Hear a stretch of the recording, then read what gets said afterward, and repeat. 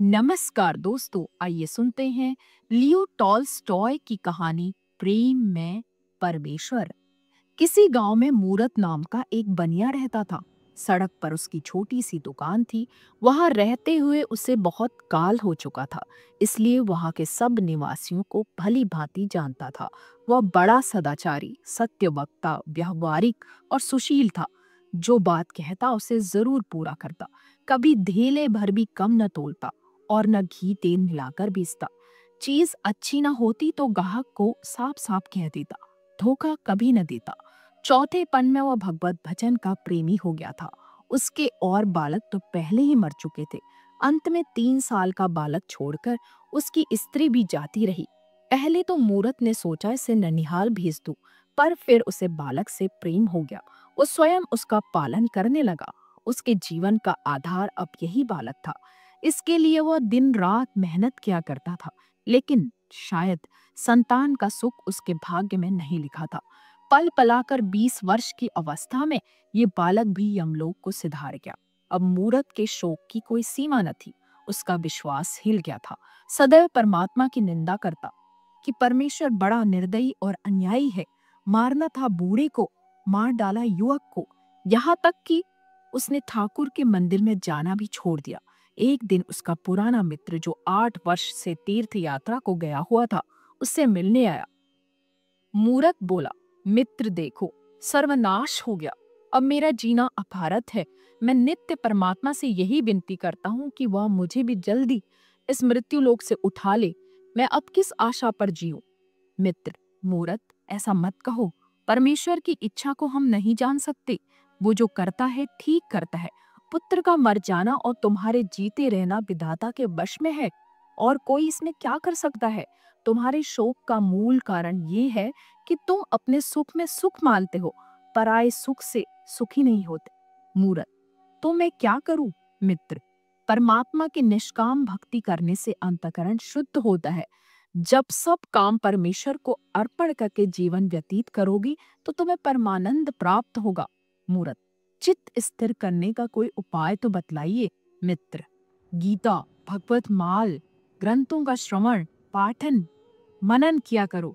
ये ग्रंथ धर्म, अर्थ, काम, मोक्ष चारों फल को देने वाले हैं। उनका पढ़ना आरंभ कर दो, चित्त को बड़ी शांति प्राप्त होगी। मूरत ने इन ग्रंथों को पढ़ना आरंभ किया। थोड़े ही दिनों में इन पुस्तकों से उसे इतना प्रेम हो गया कि रात को 12-12 बजे तक गीता आदि पढ़ना और उसके उपदेशों पर विचार करना उसका रोज का काम बन गया। पहले तो वह सोते समय छोटे पुत्र को स्मरण करके रोया करता था। अब सब कुछ भूल गया।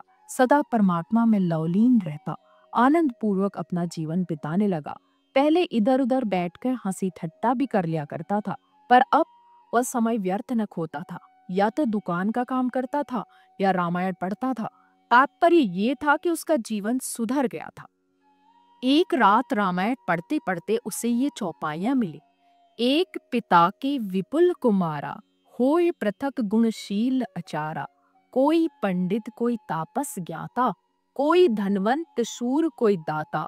कोई सर्वज्ञ धर्मरत कोई, सब पर पितहि परीति सम होई। अखिल विश्व यह मम उपजाया, सब पर मोहि बराबर दाया।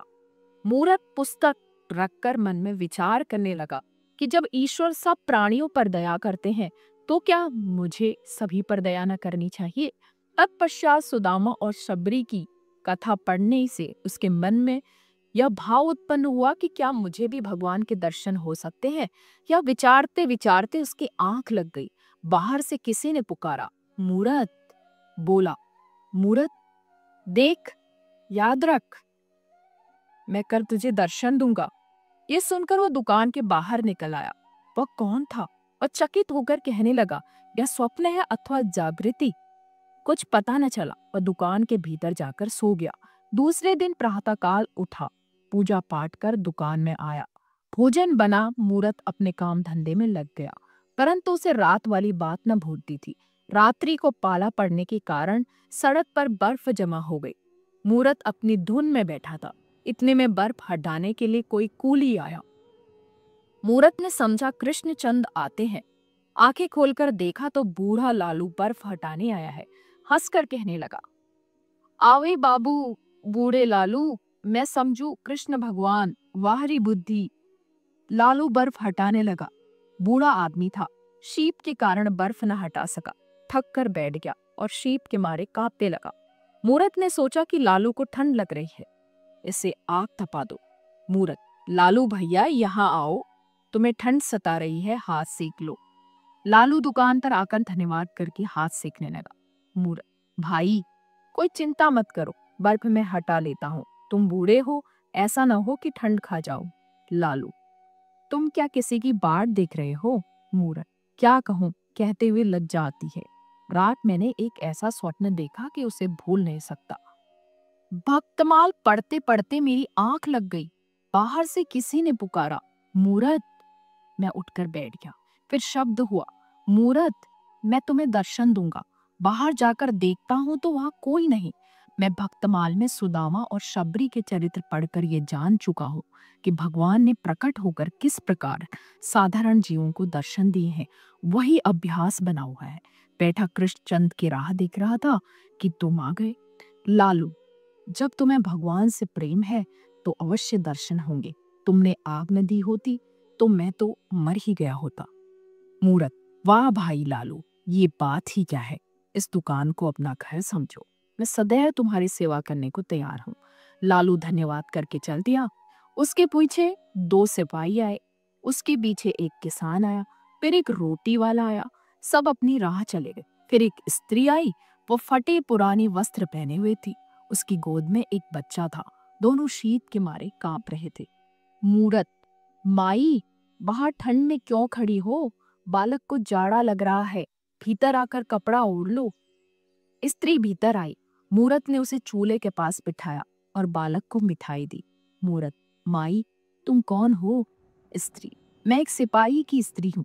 8 महीने से न जाने कर्मचारियों ने मेरे पति को कहाँ भेज दिया, कुछ पता नहीं लगता। गर्भवती होने पर मैं एक जगह रसोई का काम करने पर नौकर थी।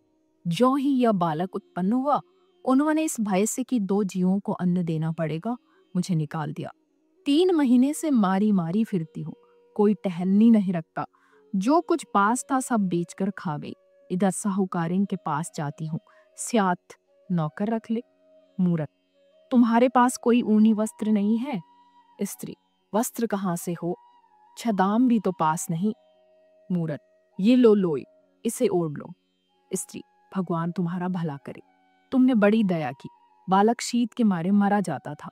मूरत, मैंने दया कुछ नहीं की, श्री कृष्णचंद की इच्छा ही ऐसी है। फिर मूरत ने स्त्री को रात वाला स्वप्न सुनाया। स्त्री, क्या अचरज है, दर्शन होने कोई असंभव तो नहीं। स्त्री के चले जाने पर सेव बेचने वाली आई। उसके सिर पर सेवों की टोकरी थी और पीठ पर अनाज की गठरी। टोकरी धरती पर रखकर खंभे का सहारा ले वो विश्राम करने लगी कि एक बालक टोकरी में से सेव उठाकर भागा। सेव वाली ने दौड़कर उसे पकड़ लिया और सिर से बाल खींचकर मारने लगी। बालक बोला, मैंने सेव नहीं उठाया। मूरत ने उठकर बालक को छुड़ा दिया। मूरत, माई क्षमा कर, बालक है। सेव वाली, जब बालक बड़ा उत्पाती है, मैं इसे दंड दिए बिना कभी न छोड़ूंगी। मूरत, माई जाने दे, दया कर, मैं इसे समझा दूंगा, वो ऐसा काम फिर नहीं करेगा। बूढ़ी ने बालक को छोड़ दिया। वो भागना चाहता था कि मूरत ने उसे रोका और कहा, बूढ़ी से अपना अपराध क्षमा करवाओ और प्रतिज्ञा करो कि चोरी नहीं करोगे। मैंने आप तुम्हें सेब उठाते देखा है, तुमने ये झूठ क्यों कहा? बालक ने रोकर बूढ़ी से अपना अपराध क्षमा कराया और प्रतिज्ञा की कि फिर झूठ नहीं बोलूंगा। इस पर मूरत ने उसे एक सेब मोल ले लिया। बूढ़ी, वाह वाह, क्या कहना है, इस प्रकार तो तुम गांव के समस्त बालकों का सत्यानाश कर डालोगे। यह अच्छी शिक्षा है, इस तरह तो सब लड़के शेर हो जाएंगे। मूरत, माई ये क्या कहती हो? बदलाव और दंड देना मनुष्यों का स्वभाव है, परमात्मा का नहीं। वह दयालु है। यदि इस बालक को एक सेब चुराने का कठिन दंड मिलना चाहिए, तो हमको हमारे अनंत पापों को क्या दंड मिलना चाहिए? माई सुनो, मैं तुम्हें एक कहानी सुनाता हूँ। एक कर्मचारी पर राजा के 10,000 रुपये आते थे। उसके बहुत अनुनय विनय करने पर राजा ने वह ऋण छोड़ दिया। उस कर्मचारी की भी अपने सेवकों से 100-100 रुपये पावने थे, पर उन्हें बड़ा कष्ट देने लगा। उन्होंने भतेरा कहा कि हमारे पास पैसा नहीं, ऋण कहाँ से चुकावें। कर्मचारी ने एक न सुनी। वे सब राजा के पास जाकर फरियाद करने लगे। राजा ने उसी दम कर्मचारी को कठिन दंड दिया। तात्पर्य यह है कि हम जिनों पर दया नहीं करेंगे तो परमात्मा भी हम पर दया नहीं करेगा। पूरी, ये सत्य है, परंतु ऐसे बर्ताव से बालक बिगड़ जाते हैं। मूर्ख कदापि नहीं, बिगड़ते नहीं वरन सुधरते हैं। बूढ़ी टोकरा उठाकर चलने लगी कि उसी बालक ने आकर विनय की कि माई, ये टोकरा तुम्हारे घर तक पहुंचाता हूँ। रात्रि होने पर मूरत भोजन करने के बाद गीता का पाठ कर रहा था।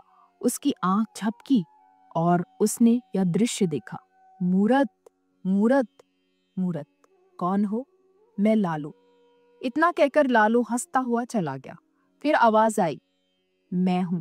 मूरत देखता है कि दिन वाली स्त्री लोई ओढ़कर बालक को गोद में लिए सम्मुख आकर खड़ी हुई। हंसी और लोप हो गई। फिर शब्द सुनाई दिया, मैं हूं। देखा कि सेब वाली और बालक हंसते हंसते सामने आए और अंतर्ध्यान हो गए। मूरत उठकर बैठ गया। उसे विश्वास हो गया कि कृष्णचंद्र के दर्शन हो गए, क्योंकि प्राणी मात्र पर दया करना ही परमात्मा का दर्शन करना है। तो दोस्तों, ये थी रूसी कहानी मुंशी प्रेमचंद ने, जिसका अनुवाद किया था, जिसके राइटर हैं लियो टॉल्स्टॉय।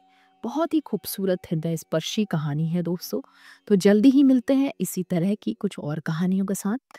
तब तक के लिए मुझे विदा दीजिए। धन्यवाद।